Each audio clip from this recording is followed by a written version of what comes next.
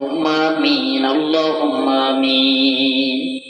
মাফ করে দেন রে মাওলা, মাফ করে দেন। আপনি যদি মাফ না করেন বান্দার কোনো উপায় নাই।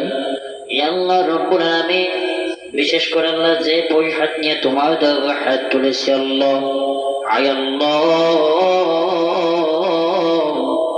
আমার এক বন্ধু কাইনুর আলম শরীফ ভাই, আল্লাহ বক্তা মানুষ, হুজুর আলেম মানুষ, আল্লাহ ফরিদপুর মধুখালী একটা মাদ্রাসায় থাকা কালে আল্লাহ ওকে করেছে আল্লাহ অসুস্থ, আল্লাহ কোনোভাবেই সুস্থ হচ্ছে না। আল্লাহ আল্লাহ তুমি এখান থেকে সুস্থ করে দাও।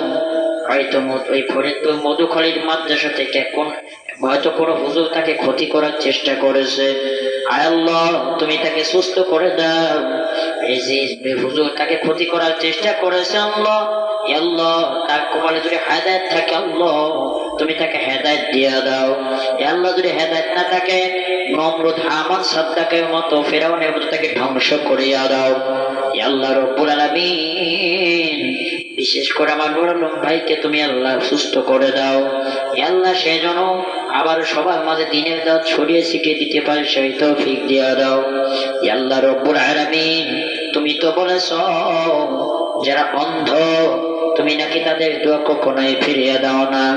আয় আল্লাহ তোমার দরবারে দোয়া করলাম, তুমি আমার দোয়া খানা ফিরাইয়া দিও না।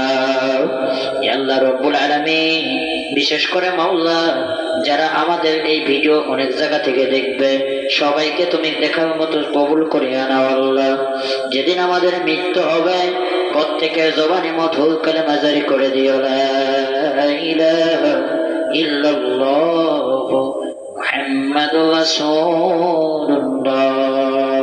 আসসালামু আলাইকুম ওয়া রাহমাতুল্লাহ।